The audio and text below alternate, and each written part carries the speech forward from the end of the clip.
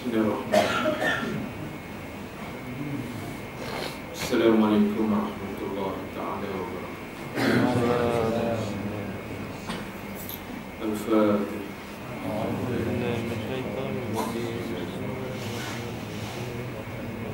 Alhamdulillah.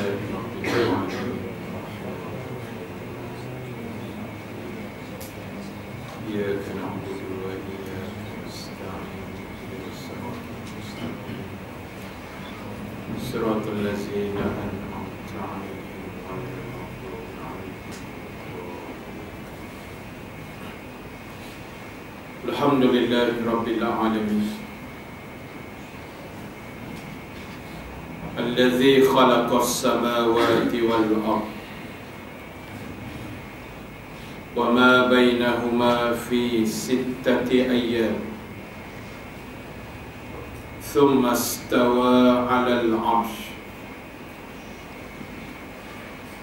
أشهد أن لا إله إلا الله وحده لا شريك له وأشهد أن محمدا عبده ورسوله اللهم صل وسلم وبارك على سيدنا محمد صلى الله عليه وسلم وعلى آله وأصحابه أجمعين. ربنا افتح بيننا وبين قومنا بالحق وأنت خير الفاتحين. Amma ba'd. Sahabul kiram, tuan-tuan imam, tuan-tuan Bilal pengurusi dan seluruh ahli jawatan kuasa surau, muslimin dan muslimat, hadirin hadirat yang dirahmati Allah Subhanahu wa taala sekalian. Alhamdulillah ta'ala, kita memanjatkan kesyukuran kehadrat Allah Subhanahu wa ta'ala dengan keizinan daripadanya kita dapat sama-sama bertemu dan berhimpun sekali lagi pada malam ini. Mudah-mudahan pertemuan kita mendapat barakah, kebaikan dan rahmat daripada Allah Subhanahu wa ta'ala. InsyaAllah pada malam ini kita akan sambung lagi perbahasan dan perbincangan menggunakan kitab 50 tanda-tanda orang munafik menurut daripada Al-Quran dan As-Sunnah. Kita sambung bacaan kita pada malam ini, muka surat 71, tanda yang ke-42. Mengkhianati sesuatu amanah. Mengkhianati sesuatu amanah. Tajuk ni kalau baca di Rompin pun bagus. Sesuailah dengan musim. Baik, nombor 42, mengkhianati sesuatu amanah. Mengkhianati sesuatu amanah adalah seseorang yang mendapat kepercayaan dari orang lain, tetapi ia tidak memenuhi amanah yang dipercayakan kepadanya. Tuan-tuan, ibu-ibu yang dirahmati Allah, amanah ini biasanya diberi, bukan dicari atau dipinta, tetapi diberi oleh orang lain. Tuan-tuan diberi amanah oleh ahli qaryah, anak-anak qaryah, untuk memimpin surau, jadi pengerusi AJK dan sebagainya. Itu namanya amanah. Orang yang dipilih jadi ahli majlis jadi ketua kampung, jadi yang berhormat, hatta kalau dia jadi menteri, Perdana Menteri dan sebagainya, itu dipanggil amanah.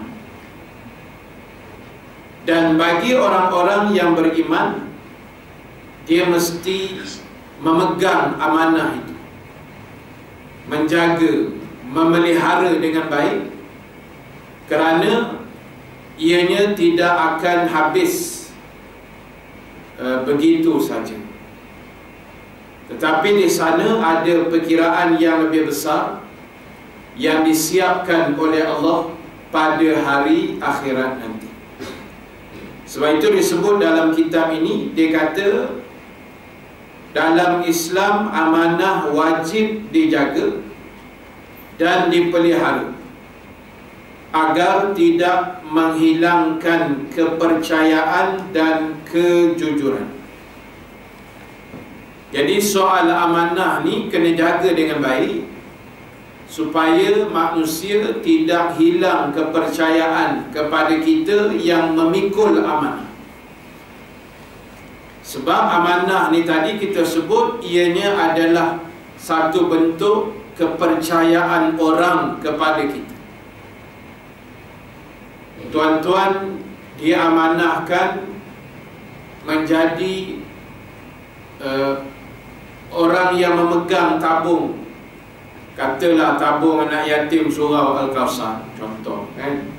Jadi benda tu diberikan satu amanah, kepercayaan.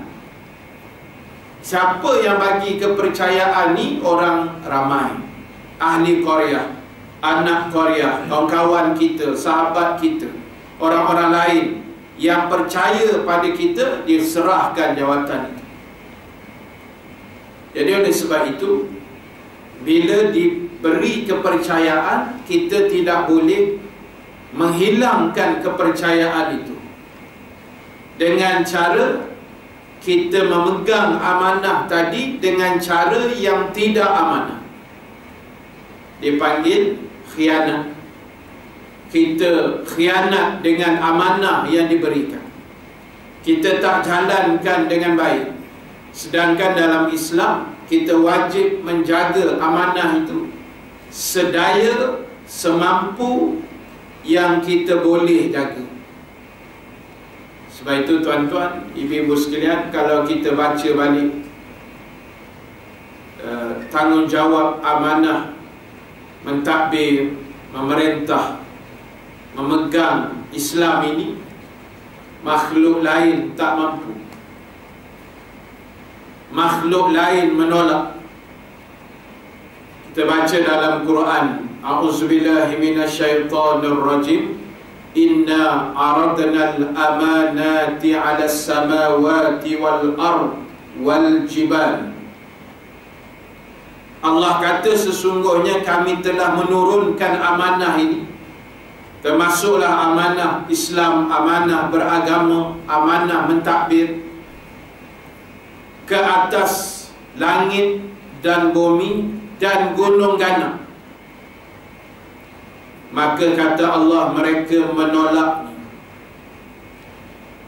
Wa hamalahal insan. Tiba-tiba manusia tawar diri, manusia buat offer, tak apalah, kalau langit tak nak, bumi tak nak, meh kami yang pikul. Macam hebat sangatlah kita ni. Kami yang pikul amanah Islam, amanah itu amanah, meh kami yang pikul. Kemudian kata Allah, innahu kana zaluman jahula. Perangai manusia bila dia pikul satu amanah, Allah dah isytihar dah dulu lagi. Yang pertama, zaluman. Biasanya dia akan buat kezaliman. Dan yang kedua, jahula. Dia jahil dalam memegang amanah. Bila dia pegang amanah, dia zalim, buat kezaliman kepada manusia, kepada makhluk yang lain. Kemudian dalam masa yang sama, jahula, dia tu sendiri tidak melengkapkan diri dengan ilmu-ilmu yang sepatutnya, yang menyebabkan berlakunya kezaliman ketika dia memegang amanah yang berkenaan. Jadi tuan-tuan, ibu-ibu yang dirahmati Allah, ini adalah kita panggil suatu perkara yang disusun atur oleh Allah, yang dibebankan ke atas jiwa manusia, yang kita kena pikul dengan ilmu, bukan dengan semangat saja, dengan tamak saja, tapi dengan ilmu. Kan? Nak menjaga amanah ni benda yang terlalu berat. Saya masih ingat masa sekolah menengah dulu dah. Lama kan? Taklah lama sangat. Kalau lama tu rasa macam nak turun dah. Masa sekolah menengah tahun 90-an dulu, kan masuk kursus BTN dah, Biro Tata Negara, kan? Adalah kawan-kawan Dato' Hassan Ali masa tu, kan? Macam kenal juga lah nama tu, motivator apa semualah zaman tu. Jadi saya masih ingat, saya masa tu di Sekolah Agama Menengah Tinggi Kuala Kubu Baru. Pergilah dalam 2 bas kot daripada KKB masa tu, pergi ke Sungai Merak, Kajang. Ada kamp latihan dalam hutan tu, ada sungai semua. Hari pertama sampai, daftar saja, terus tiap-tiap pelajar peserta diberi sebiji telur. Tak, telur ayam tu. Dia pesan kena bawa ke Ulu Kili, pastikan hari akhir jangan bagi pecah. Ibarat macam menjaga amanah lah tu, kan? Nak tengok macam mana kita jaga amanah tu. Jujur ke? Yang jujur ramailah. Sampai daftar maghrib, isyak dah pecah. Tak reti nak jaga amanah tu tak. Terlupalah, salah letak penyek dengan beg, macam-macam lah, terlepas daripada pegangan. Itu yang jujur. Ada yang berjaya sampai hari Ahad, hari ketiga, hari last tu masih menjaga amanah itu. Kalau nak tipu pun boleh, diam-diam rebus telur tu. Kan? Yang jaga fesi-fesi tu kan tahu benda pun.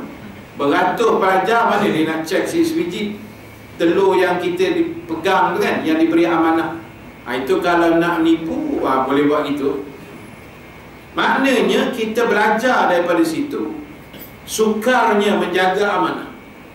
Dalam keadaan orang nampak, orang tak nampak, orang tahu, orang tak tahu, kena pastikan telur mentah yang diberi itu selamat sentiasa bersama dengan kita. Bukan suruh member pula jaga amanah tu, suruh orang lain pula. Benda tu atas kita, kita passing ke orang lain. Itu dia punya sebahagian iktibar. Saya ingat masa sekolah dulu. Jadi samalah kaedah dia yang kita bincang ni. Tanggungjawab itu mesti dipikul oleh orang yang diberi kepercayaan. Baik, lawan kepada amanah disebut adalah perbuatan mengkhianati. Khianat. Mengkhianati suatu amanah adalah dilarang. Nah, dilarang. Kita, ialah kalau istilah hari ni dia panggil pecah amanah. Khianat lah biasanya. Pecah amanah ni macam orang solat duit tu, kan, dia khianat. Adalah dilarang dan tergolong amalan orang-orang yang akan mendapat kemurkaan Allah, yang akan mendapat ialah murka daripada Allah. Khianat, amanah lawan dia khianat. Siapa yang berkhianat, Allah akan tunjuk murkanya. kemurkaan Allah tu tertimpa ke atasnya. Dan benda ni tuan-tuan, ibu-ibu sekalian, kita boleh tengok masa hidup orang-orang yang mungkin kita kenal ke, kita tak kenal ke, yang berlaku khianat. Kita tengok selepas dia melakukan pengkhianatan itu, apa jadi ke dia? Kan? Dihina, dimalukan, orang pun buat tak indah, kan? Macam orang tak kenal dia. Contoh dia gitulah. Jadi maknanya tuan-tuan, perbuatan khianat ini Allah amat murka. Firman Allah suratul Anfal ayat 27. A'udzubillahi minasyaitonir rajim. Ya ayyuhallazina amanu la takhunullaha war rasul wa takhunu amanatikum wa antum ta'lamun. Wahai orang-orang beriman, janganlah kamu mengkhianati Allah dan mengkhianati Rasul, dan juga janganlah kamu mengkhianati amanat yang dipercayakan kepada kamu sedangkan kamu mengetahui. Allah pesan beberapa perkara kepada orang-orang beriman dalam ayat 27 Al-Anfal. Allah remindkan kita, wahai orang beriman, jangan khianat kepada Allah dan Rasul.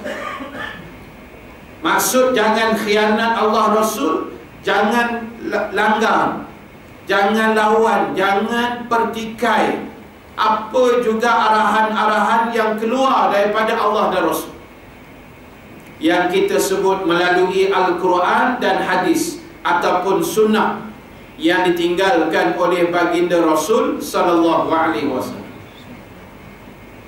Itu tuan-tuan, ibu-ibu sekalian, nak jadi manusia yang amanah mesti ada sandaran ilmu.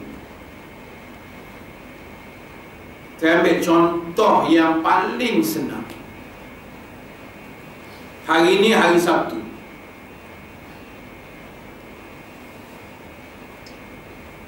6 hari bulan Rejab, malam ke-7. Ni dah kira 7 Rejab lagi. Seminggu duduk dalam bulan Rejab. Nak cerita ilmu. Hari pertama Rejab, hari Senin,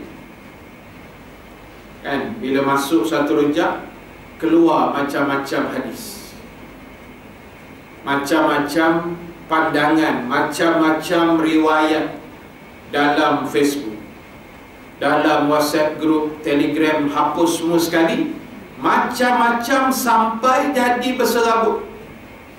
Dan akhirnya saya tengok berbalah-balah pula sama sendiri. Pasal Rejab saja banyak hadis palsu yang keluar. Okey, sekarang ni kadang-kadang saya tengok dalam perbalahan itu, dia bukan balah apa sebenarnya, dia balah pasal puasa je. Pasal puasa Rejab tu ada ni pandangan masing-masing lah ni, kan. Ada yang kata Nabi SAW paling banyak puasa sunat Rejab. Dia pegang hatu. Mari pula tak siapa-siapa sekarang dia kata tak betul. Paling banyak Nabi puasa Syakban. Dia pegang hatu. Mari pula tak siapa sekarang dia kata paling banyak Nabi puasa Ramadan. Itulah, tak ada kerja. Ramadan kita pun paling banyak puasa Ramadan. Yang pergi berbalah-balah masalah puasa tu apa hal? Kalau saya nak sebut salah, kalau salah saya minta maaf, tuan-tuan perbetulkan balik. Mungkin saya silap.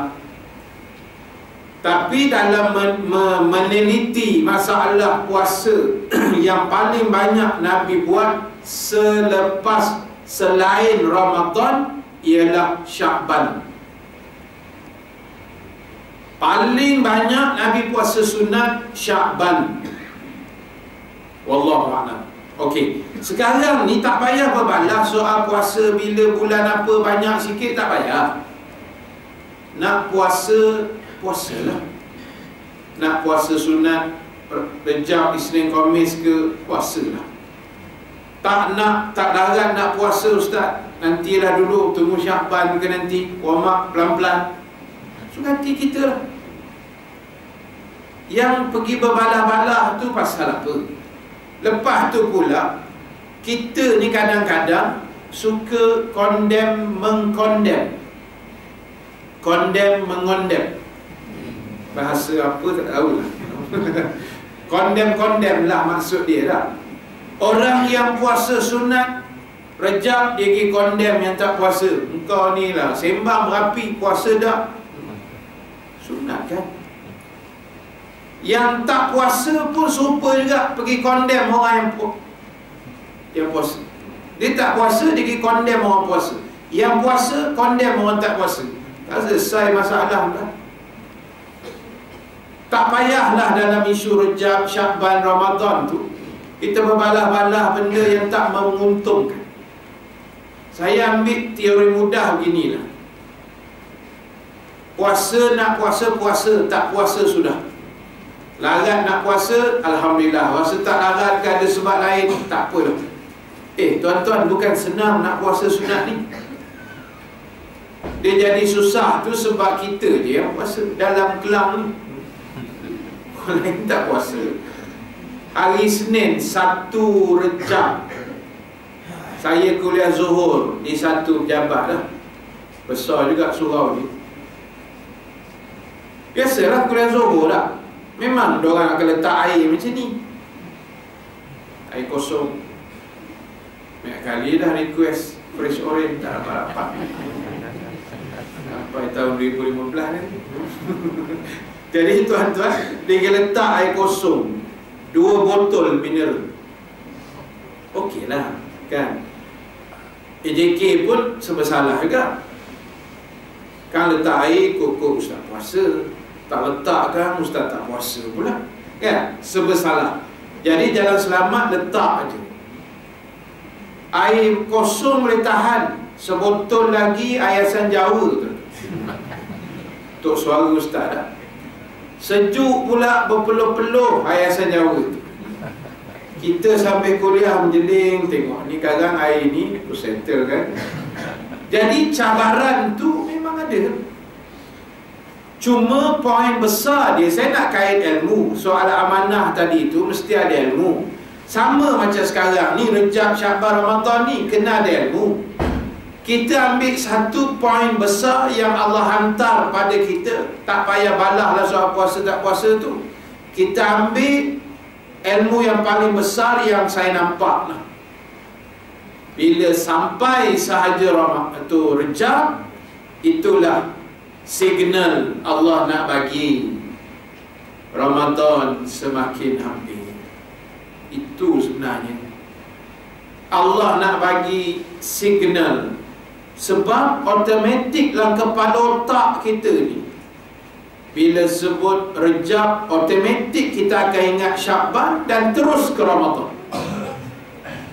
Syawal tak payah, memang ingat dah. Baju raya pun dah tutup tempahan. Punya kuat semangat beraya dan hantu raya. Tutup dah tempah baju raya ni. Jadi tuan-tuan, bila sebut Rejab, kita automatik Sya'ban, Ramadan. Dah 3 bulan ni sampai Syawal 4 bulan, memang betul lah susunan ni. Hafal siap dah. Rejab, Sya'ban, Ramadan, Syawal. Confirm ingat.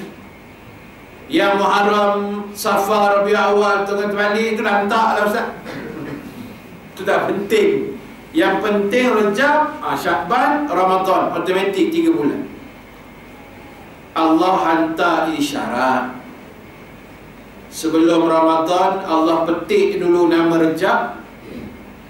Walaupun dalam Quran memang tak ada pun sebut nama bulan ni kecuali Ramadan saja. Tetapi Allah nak bagi tahu, bila Rejab saja automatik kita akan ingat Ramadan.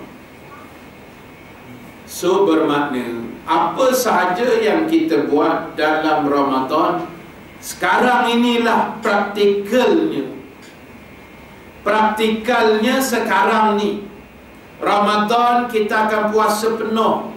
Sekarang lah nak puasa sunat sikit-sikit, pelan-pelan.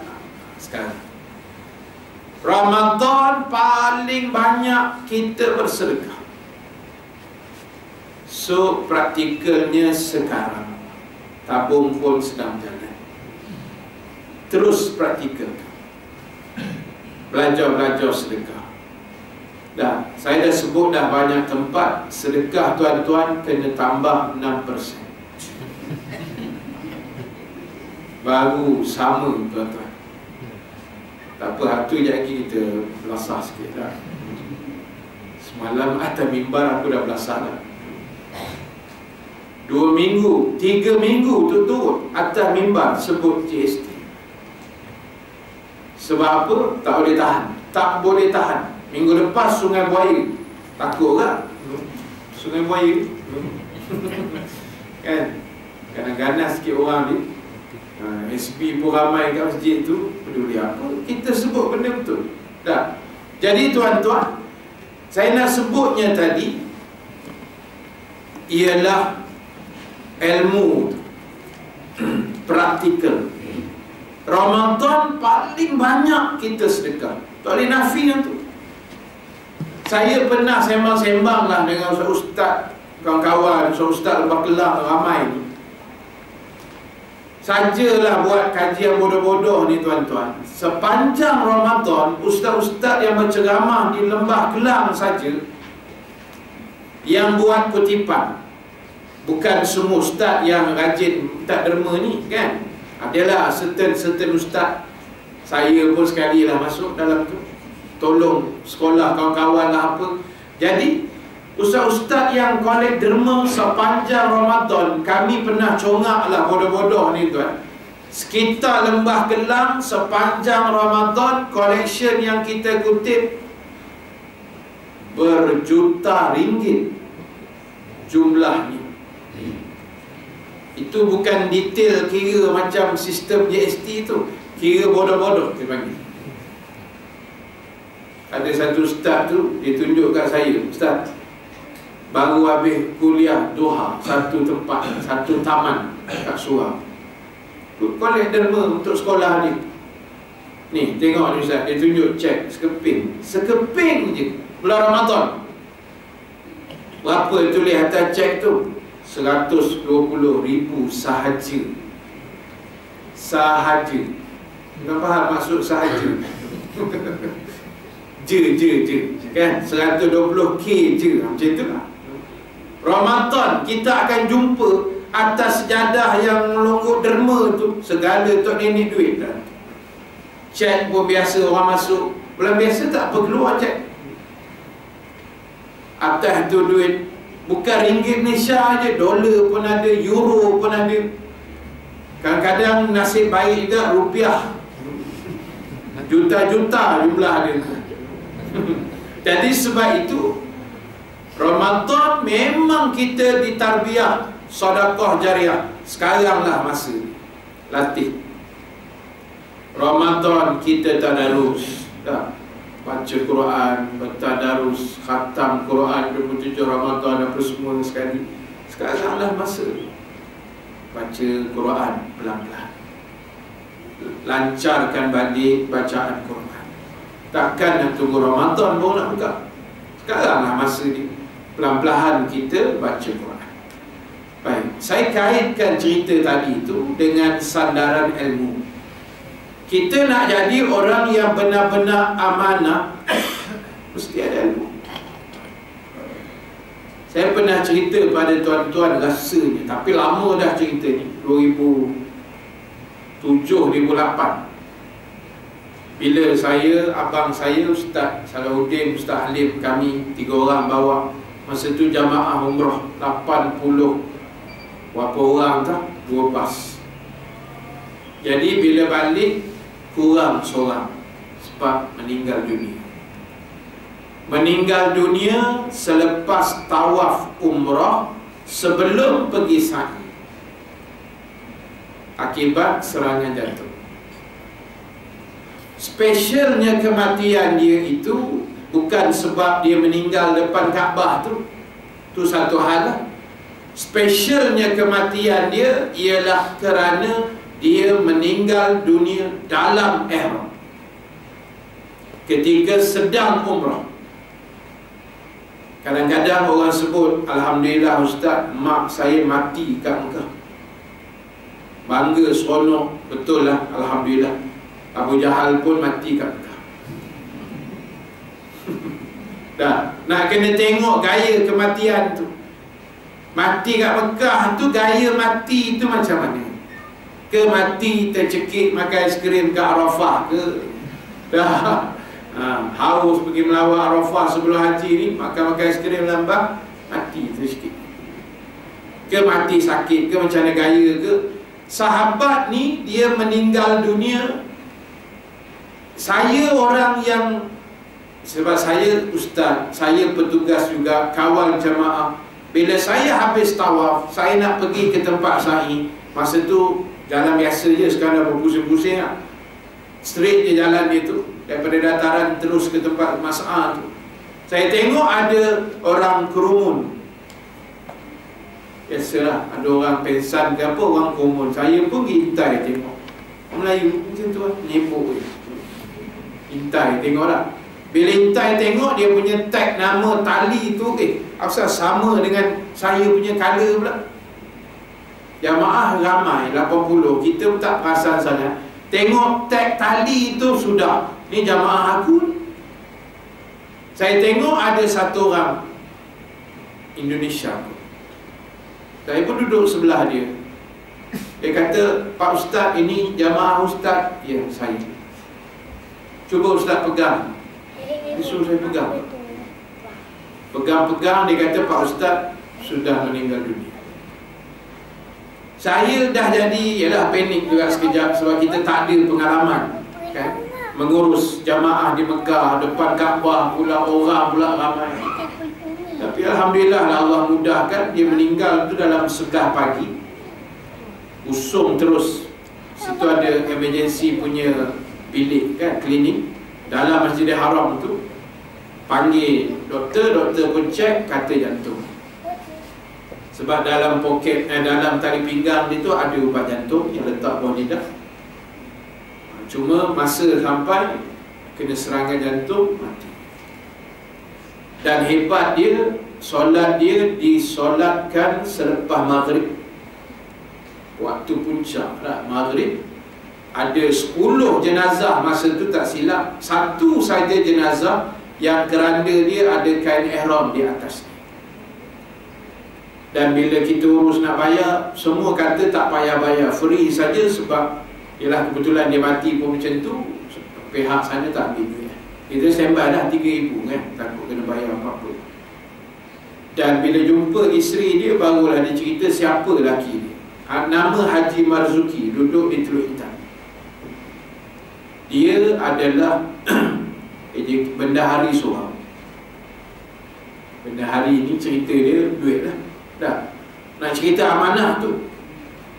Isteri dia kata, tuan-tuan, macam mana duit surau yang dia dapat? Macam itulah dia pegang. Duit tu takkan sama sekali pakai kejap pergi balik surau beli telur 10 ke dulu, pinjam kejap nanti ganti balik. Dah. Apa masalah dia, ganti balik, bukan curi lah. Dari segi hukum boleh je. Tapi amanah tu, dia ikat duit tu, tak usik dah. Orang nak tukar ke, duit buruk ke, tukar duit baru ke apa, tak ada. Dia pegang macam mana dia dapat, macam itulah dia jaga. Akhirnya Allah bagi mati tu depan Kaabah dalam ihram. Sebab amanah. Jadi tuan-tuan, nak jaga duit macam tu bukan senang, tuan-tuan. Cerita duit ni, ramai manusia tewas ya, kecundang dengan duit. Jangan main-main, tuan-tuan. Sebab itu Allah pesan dah tadi dalam ayat itu, jangan khianat Allah, jangan khianat Rasul. Jangan khianat. Sebab apa? Sebab kita ni Muslim, mesti meletakkan kepercayaan yang tidak berbelah bagi kepada Allah dan Rasul. Saya baca ayat semalam atas mimbar Jumaat di Gombak. Kalau ikut teks yang Jais punya semalam tu bab anak yatim kan, bab anak yatim. Saya cari satu teks lain, dapat bab kepimpinan, bab amanah. Macam ni lah lebih kurang. Ya ayyuhallazina amanu ati'ullaha wa ati'ur rasul wa ulil amri minkum. Ayat tu keluar semua. Taat Allah, taat Rasul dan pemimpin di kalangan kami. Baik, sama macam ayat ni, Allah kata jangan khianat pada Allah dan Rasul. Maknanya dengan Allah Rasul 100% mesti percaya. Mesti ada link keyakinan, kepercayaan pada Allah Rasul. Tak boleh longgar, tak boleh goyang, tak boleh goyang, tak boleh ya, tak boleh goyang, tak boleh tuan-tuan. Kan kena connection kuat, kabel dia kuat.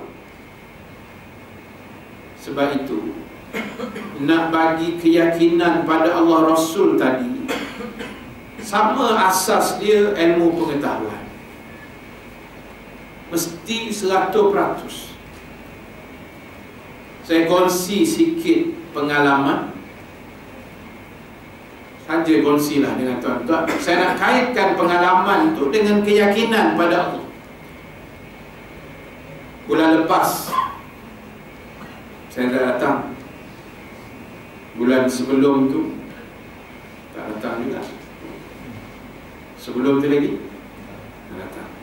Saya bayar 2 kali je. Kalau kereta 3 bulan tak bayar, tak lagi. Ustaz 3 kali tak datang, tak tahu apa hukuman dia kan. Jadi cuti sekolah yang bulan lepas, saya pergi Turki 10 hari. Sepanjang cuti sekolah tu saya di Turki. Saya ajak tuan-tuan, tapi macam jual mahal, macam saya tak nak ikut. Tak apalah, saya pergi. Saya nak kongsi pengalaman kali pertama. Saya kali pertama lah Turki. Sebab sebelum ni semua tiap-tiap tahun Mekah, Madinah, Mekah, Madinah, Mekah, Madinah, 10 tahun dah. Jadi tahun ni Mekah, Madinah pun kita dah pergi awal Januari tu hari. Kita halakan pula bulan 3 bulan lepas Turki. Saya nak kait tadi kepercayaan pada Allah. Antara destinasi kita kata wajib lah kalau pergi Turki ialah, mungkin tuan-tuan pun ada yang pernah pergi, tahulah, di Kapadokia, Turki. Kapadokia ni antara tarikan utamanya ialah kita naik hot air balloon, balon udara panas. Okay. Dan hot air balloon ni, dia punya tambang tu kita tak masuk dalam package asing. Yang saya buat hari 10 hari 5-3-3-0. Makan 3 kali sehari, hotel 4 atau 5 bintang. Bas ada wifi, canggih lah. Tapi slow lah wifi, sebab satu bah balon, semua nak update. Slow tu wifi. Jadi tuan-tuan, kita tak masukkan naik balon tu dalam package tambang tiket balon tu. Sebab pertama, tak semua orang berani naik. Dan yang kedua, belum tentu dapat naik. Dia bergantung pada cuaca, angin kan. Rezeki kami boleh naik. Kerana apa tu, tentera Turki bagi green light, besok macam malam ni dia keluarkan green light, besok boleh naik. Lusa tu tak boleh naik, mendung, angin. Jadi tambang dia taklah mahal, lebih kurang $200 saja. $200 kali dengan 3.7. Berapa? Dalam 700-800 lah, lebih kurang. Bukan $200 ni tuan-tuan seorang tau, bukan sebelon. Bukan sebakul tu, seorang per head. Berapa lama di udara? 1 jam. Ada berani? Hanya otai yang masih berbisa saja yang berani. Otai masih berbisa.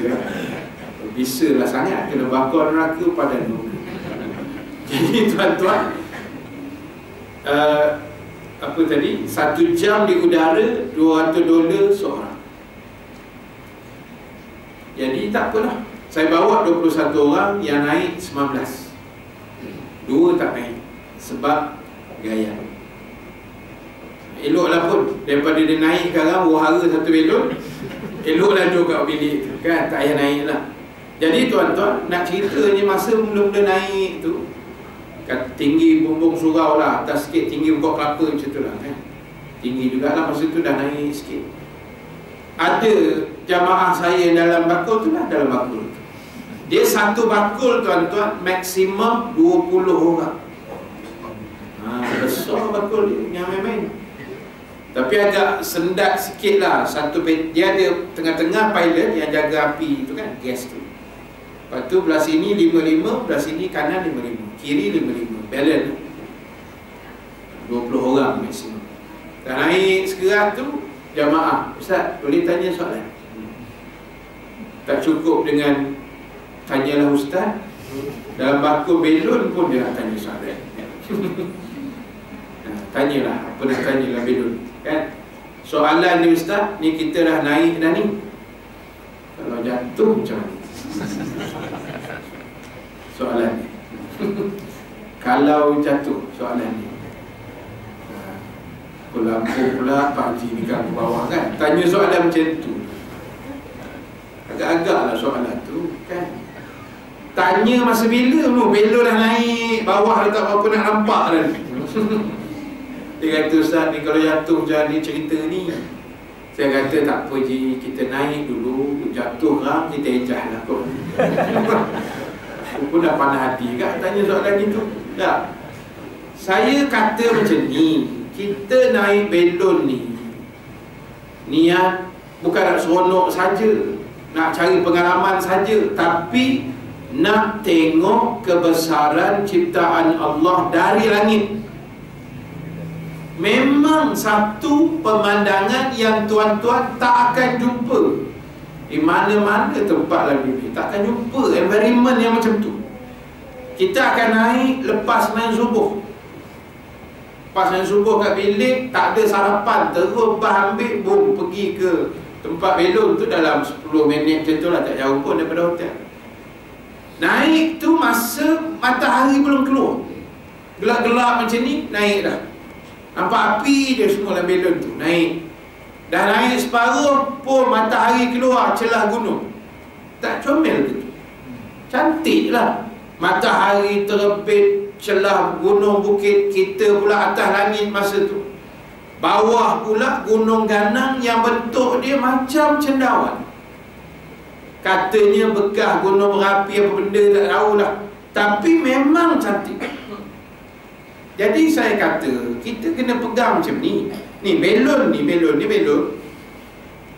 Daripada bawah ni dia naik atas. Masa dia terapung 1 jam tak ke mana-mana tu, dan dia turun balik, kita kena yakin Allah yang pegang belon tu. Saya nak cerita keyakinan pada Allah tadi tu. Yakinlah pada Allah yang dia yang pegang belon tu. Yang pilot tu dia kerja dia lah, kontrol dengan kepakaran dia tu. Tapi Allah yang pegang, Allah yang terbangkan, Allah yang turunkan, Allah yang naikkan. Kau nak jatuhkan pun Allah yang buat.